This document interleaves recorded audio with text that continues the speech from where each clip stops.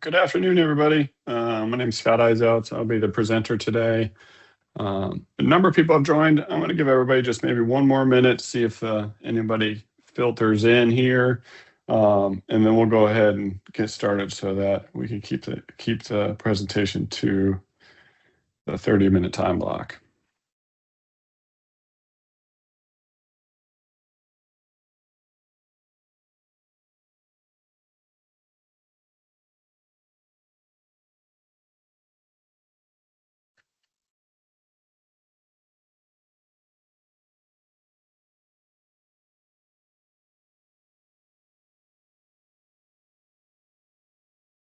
All right. So, well, good afternoon.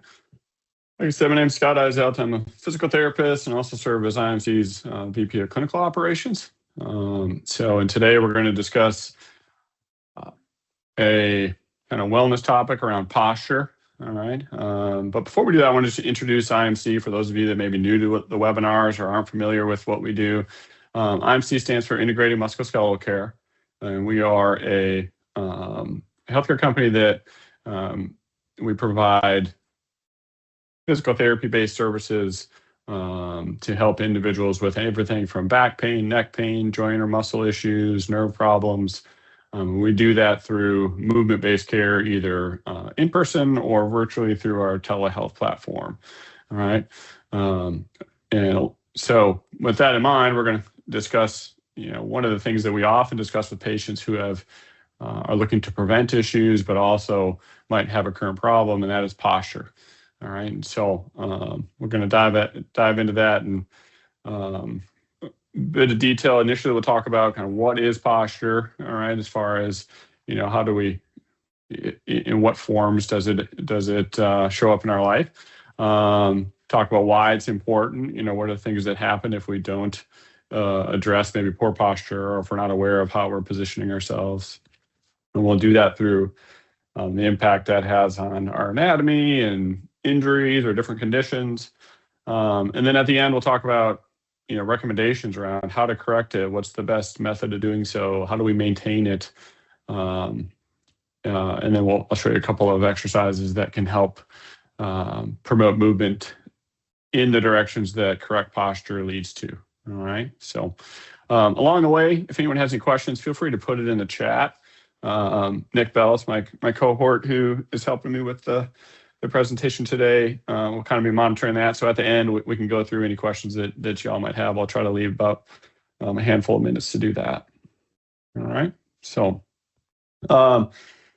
posture, by definition, is the position in which someone holds their body when they're standing or sitting or moving in a given position. I found this image, rather comical. I've seen it in different forms over the years, but if you think of kind of how man has evolved, if you will, in terms of we were very upright individuals and moving a lot. And now I would say the majority of a lot of our occupations or time spent in the day is we're now kind of back into a crouched, bent position.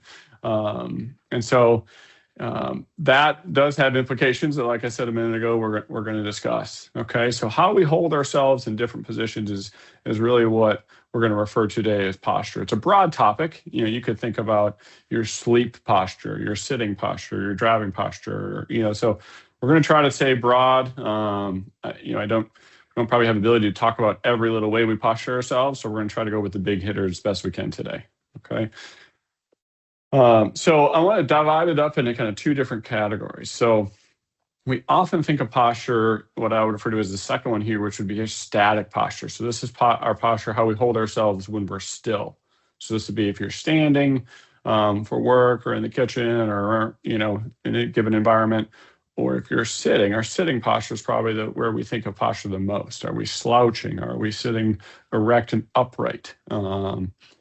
But then there's also what we would call dynamic posture. And this is the posture that you would take when you're moving. It could be lifting. It could be bending down to pick something off the floor. All right. And the two actually have a lot in common. And that is correct or even preferred spinal position and curves are very similar. If you're attaining a correct posture or a preferred posture when you lift, you're going to be in a very kind of a protected and powerful position. All right. And the same goes when we sit. All right. And then what we typically have in common in those positions is the position of our spine or the curvature that they have. And, kind of spoiler alert, it has a lot to do with the arch in our lower back. Okay. And maintaining that arch in these different environments is going to help us maintain the appropriate curvature in our spine and the ideal posture.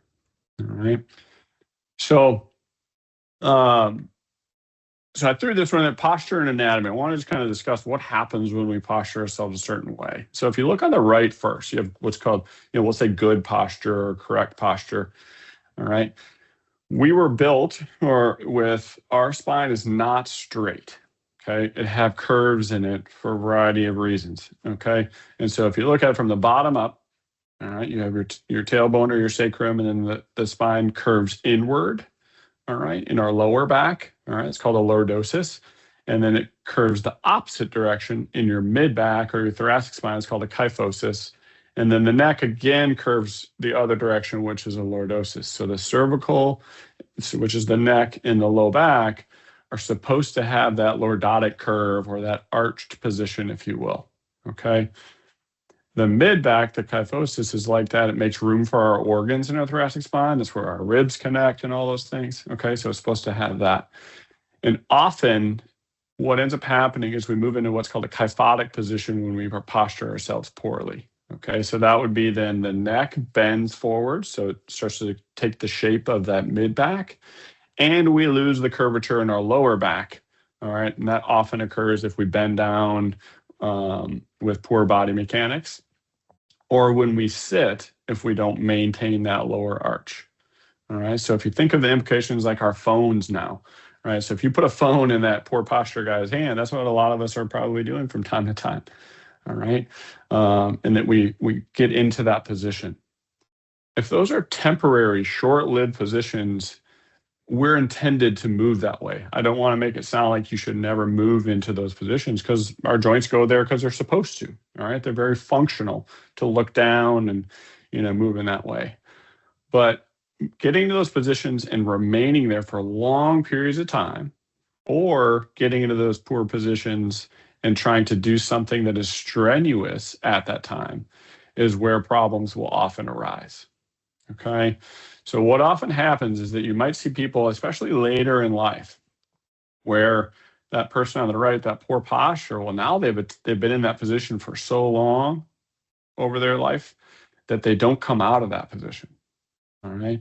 And things change. So I want you to look at the joint on the right. It's kind of very detailed, but the soft tissue ligaments, so that's all the kind of gray section that connects the bones. Okay.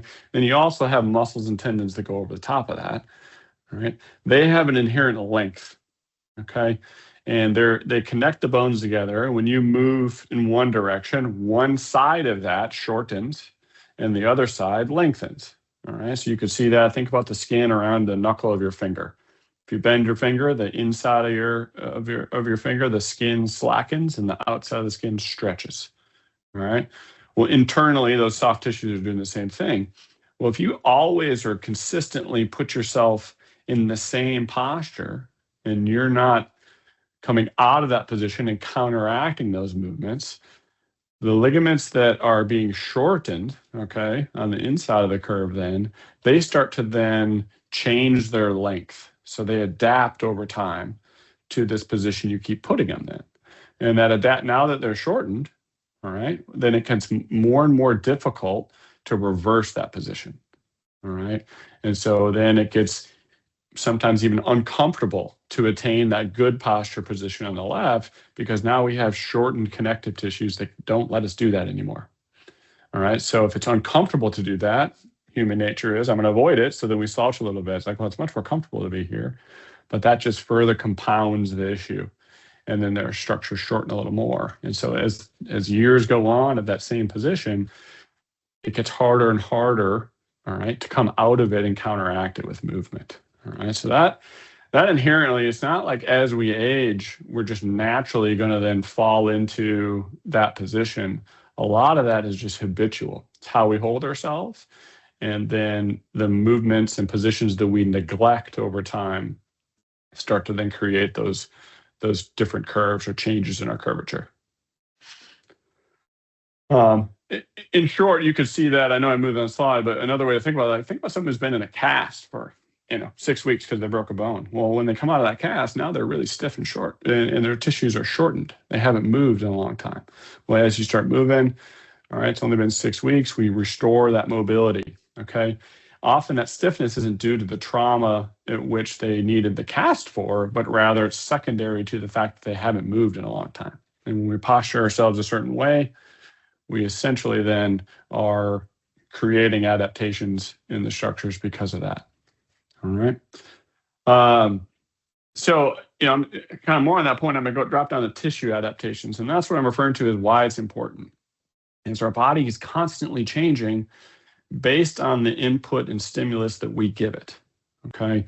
And so if we only attain certain positions or repetitively put ourselves in the same position over and over again, the body takes that stimulus and says, oh, we're going to adapt. Apparently, this individual does not need to stand up straight or doesn't need to arch in their back anymore. Instead, they like to be rounded and curved. We're going to just then maintain this position. Okay, so it adapts because that's what we told it to do. All right. The blessing is that you can get your tissues to adapt back. Okay. So bony structures don't adapt real well. Okay. Those sometimes are anatomy changes based on degenerative changes, and there are age-related changes, all right? But soft tissue changes have the capacity to change in reverse, all right? So if repetition and time cause those soft tissues to change their length and ability, repetition and time and effort can change them back in most cases, all right? So hope is not lost if that is the case, all right? Spine and joint health, I want to touch on that. So if you look on the picture on the right, if anybody attended the webinars last year around different joint systems and the preventative strategies we can deploy to help keep our joints healthy, I discussed the principle of peripheral joint pain and when it actually is coming from or is caused by our spine, okay? So when we sit in slouched or I'll call them flexed or bent postures with our back and our neck and our mid-back, it puts a lot of pressure on the joints of our spine and actually moves the pressure towards the nerve endings. And if you get pinched nerves or things like that because of how we sit or how we move or how we don't move, that can actually then increase the likelihood of you having other joint system problems, whether that be your shoulder or your wrist or your elbow or things like that, okay? So by sitting or attaining more appropriate, ideal postures, you're going to immediately lower the risk factors of not only for an injury in your spine, because now you're attaining the position that it would rather be in, but you're going to inherently lower the risk of having an injury in your periphery, right? Your peripheral joints or extremities.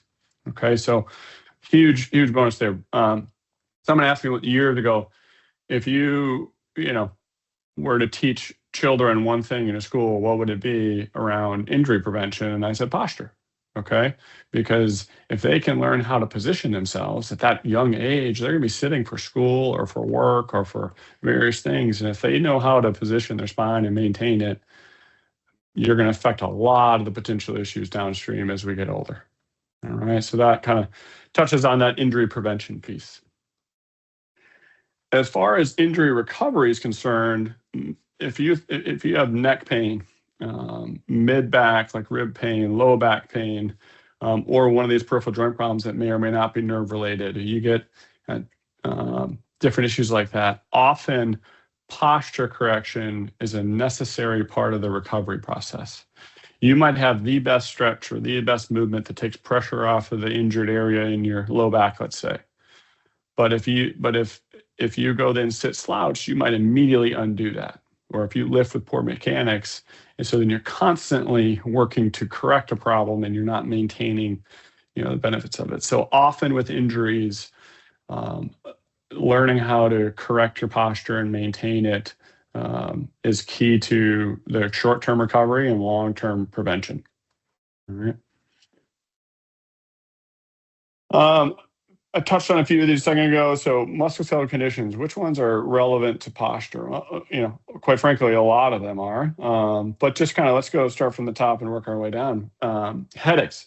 So if you sit at a computer or you sit at a desk or you sit, poorly on in your car, all right, often when we sit, if you slouch from your lower back, so you round your low back out, and you did nothing else, your eyes would be facing the ground. Okay. Well, if you're driving, obviously that's not a good position to drive in. Or if you're looking at a screen, you need to be able to see what's going on a computer screen. We often don't sit ourselves up. Instead, we just tilt our head up. Okay. So this causes this like turtleneck thing where we like stick our head out. All right. So now our lower part of our neck is bent down, and the upper part of our neck, where our neck meets our head, is actually bent back a little bit. And there's an immense amount of pressure in that area when you do that, because our head actually, when it's like that, is a lot of force on the neck. And they've studied that position, and it causes headaches in a high percentage of people if that position is maintained for a long period of time. All right. So if you struggle with chronic headaches, and posture is a place where you could start to then potentially have an impact on those. All right. So we're going to talk about how to attain better posture, but it takes the pressure off that area. A stiff neck, shoulder blade pain, I'll talk about those in the same breath. Often, if you get pain around your shoulder blades, the muscles between your shoulder blades and your spine, often that's actually referred pain from your neck or your spine. Okay. And when you're sitting with poor posture, head down a lot, looking at a phone, or head forward, like I just said, looking at a computer screen, there's a lot of pressure on the neck. If the head weighs 8 to 12 pounds, okay, as your head goes down and forward, it's actually significantly amount more weight than that on the joints of your spine. All right, so it's a lot of pressure can start to cause referred pain to get you out of that position. Muscular tension, same thing. People talk about, hey, I carry tension in my shoulders. And a lot of times people try to stretch those muscles. They're pulling their head down or to the side or things like that. Well, when we're slouched, those muscles are constantly being stretched. So by trying to elongate them more, we're actually just adding more of the same force to them.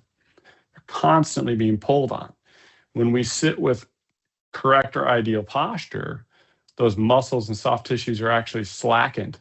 We take the workload off of them so they can actually relax and settle down. And then a lot of those trigger points and tension that people have that try to massage out that never go away, they start to fade away because that muscle's not freaking out on tension all the time anymore.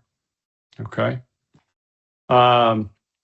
Pinched nerve, I touched on that a minute ago. So that's your sciatica, your numbness tingling down the arm, hand, things like that. Okay, so posture plays a huge role in those, because if you have a pinched nerve from your spine, often forward bent activities puts more and more pressure against them.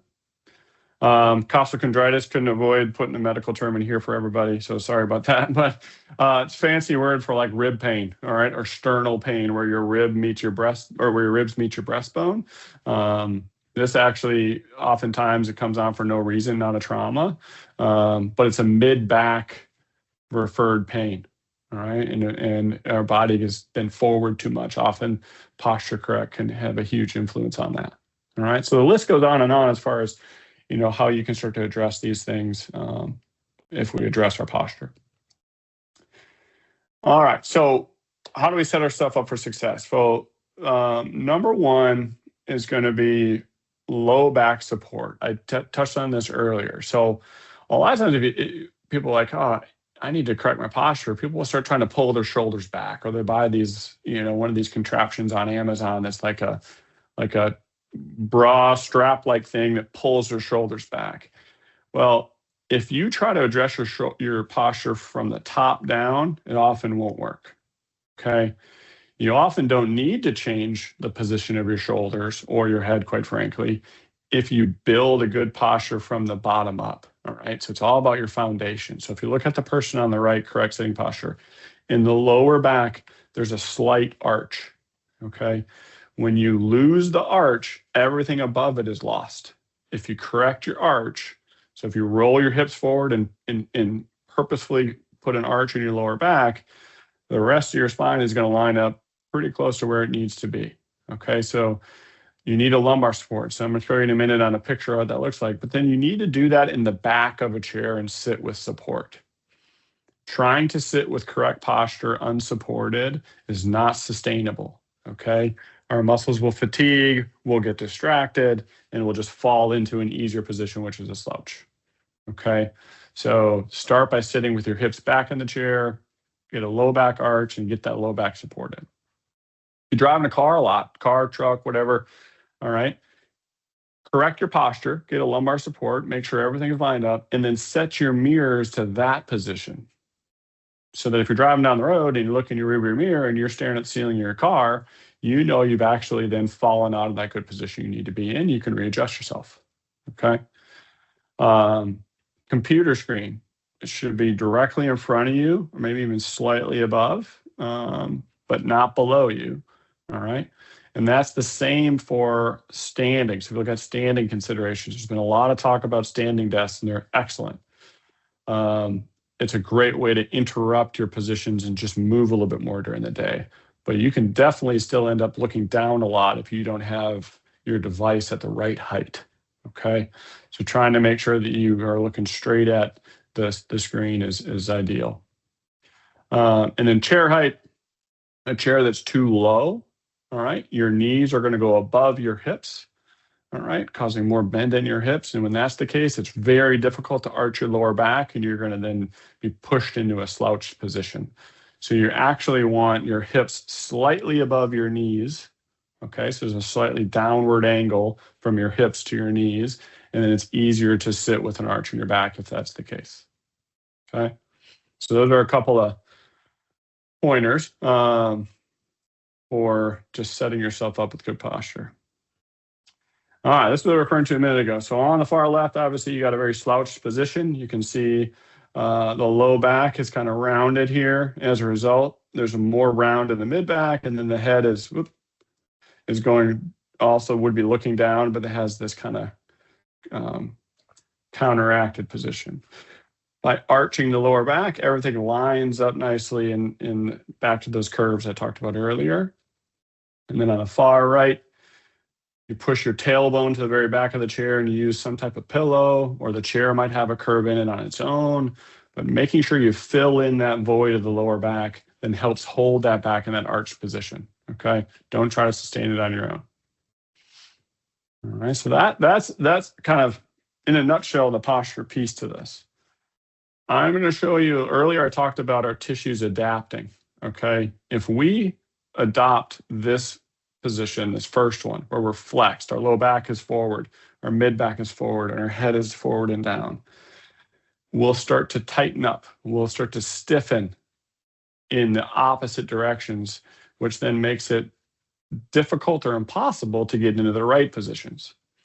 So if that is you, I'm going to show you a couple of stretches and a resource that you can use to learn how to stretch and start to then try to loosen up the joints that where you might have lost some real estate or some range of motion over time. And if you can regain some of that, you'll find then sitting with correct posture or a lumbar support isn't uncomfortable. It starts to become more comfortable and preferred, okay? So the first one's gonna be your neck, all right? You might've seen this last year, but you're gonna pull your head all the way in over your shoulders, and then you look up and backwards, which is the opposite direction the bad posture puts us, and it will restore, sorry about that.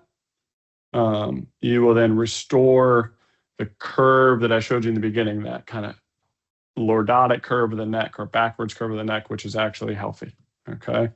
All right, so I'll play that one more time for everybody. In, away from the computer screen or car, and then up and back, up and back. Right, so that's often quite stiff because we don't do it ever, but maintaining that direction will help you then more comfortably get into the positions you need for good posture. The next will be in the low back, very similar. We're going to bend in the back of a chair.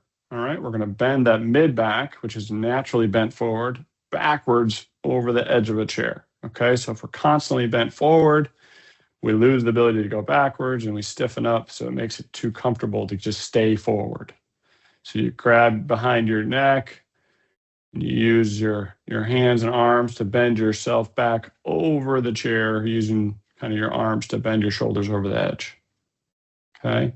Idea here would be create a stretch or strain. Doesn't have to hurt. Not trying to change your anatomy. Okay.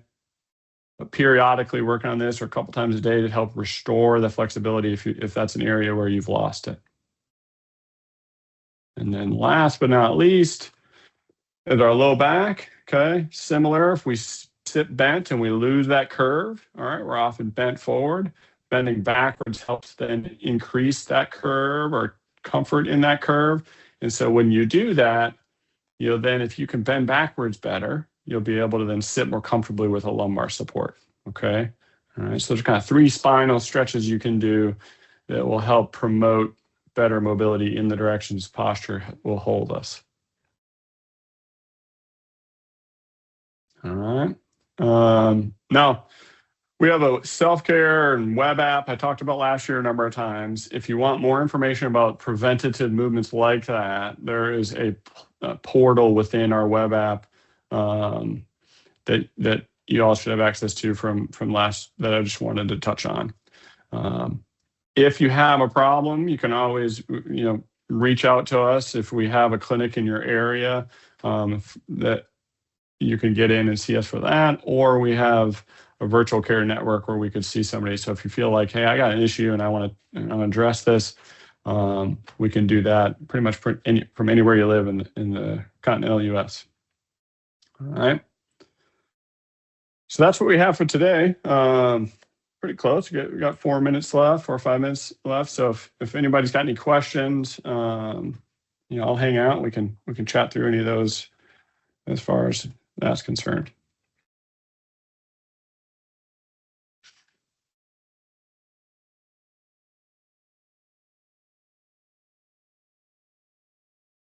Nick, I don't know if you can see, is there any questions in the chat? No questions. It looks like there was just one comment. Someone made the comment that it looks like they need to stop pulling their legs under them when they sit at the desk to sit with better posture, but doesn't look like we have any questions right now.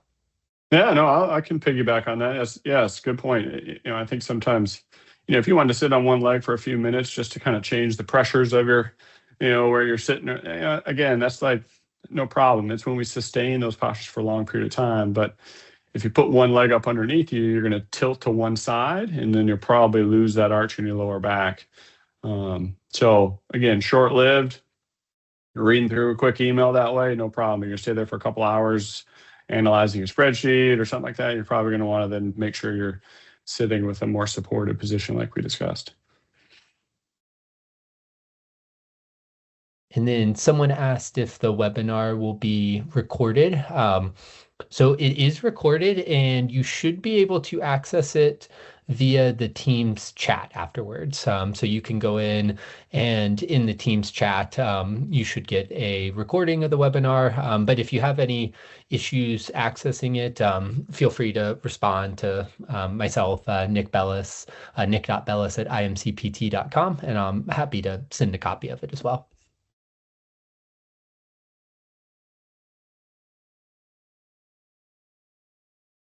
Oh, all right, Scott, I think that looks like all the questions that we have so far.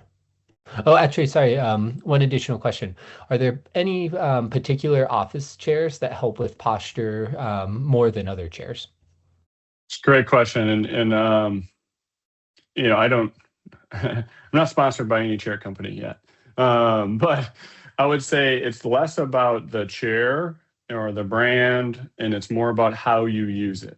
All right. And so, like for instance, I use a straight back chair a lot. It's not a fancy office chair, but I use a lumbar sport and I sit to the very back of it. So again, if you can have the nicest Herman Miller, I think is a great brand I've heard, chair, but if you sit to the front of it and you let your spine round out, it doesn't matter. It's not going to sit well for you. So the biggest thing would be if you're not going to use an external support like a pillow, I think trying out a chair to make sure it's adjustable enough so that, like, depending on your leg length and your height, that you could actually adjust the height like I talked about, and that you can get your hips to the very back of the chair, and that you feel like that the support that's built into the chair adequately supports your lower back. If you look at the marketing of a lot of the office chairs for ergonomic support, that's where they're built from, is that low back support. But we're not all built the same. So that's often why if I have a patient, I'll give them recommend they use some type of external pillow so they can place it where their back would curve, not where the chair manufacturer had it curving. All right. So if it's adjustable, I think that'd be ideal. Otherwise, try it out and make sure you feel like your back is adequately supported. And then it looks like we had one other question come in. So this is a question about using sort of a footrest. So specifically, the person mentioned that when they sit with their legs straight out in front of them, using a mini file cabinet as a footrest, essentially. But I think just more in general, if you want to speak about posture while having your feet up and so forth. Yeah, I think the thing that happens with the footrest is, sometimes having they'll sell there like a slight incline board type of thing, if we use that term, where you put your feet on it and then they're kind of propped up a little bit. That can help kind of stabilize your posture, if you will.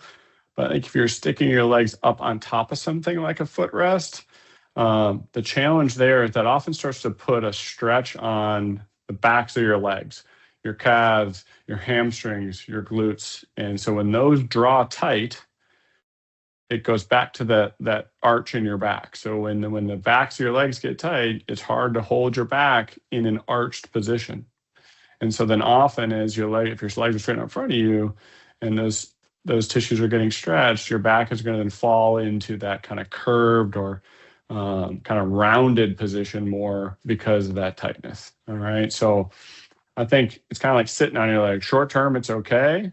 But you do need to then take a look at yourself when your legs are up. And if you can't get your low back into an arched position, you actually might be enhancing a poor posture and making it harder for you to then maintain that everywhere else in your spine.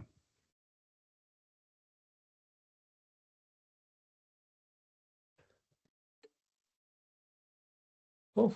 All right. That looks like all the questions that we had for today. All right. Well, thanks everybody for those of you that joined. Access the recording in the chat if you need to afterwards, and then watch your emails for the announcements on the next webinar, which will be in another 2 months. Otherwise, you guys have a wonderful rest of your week.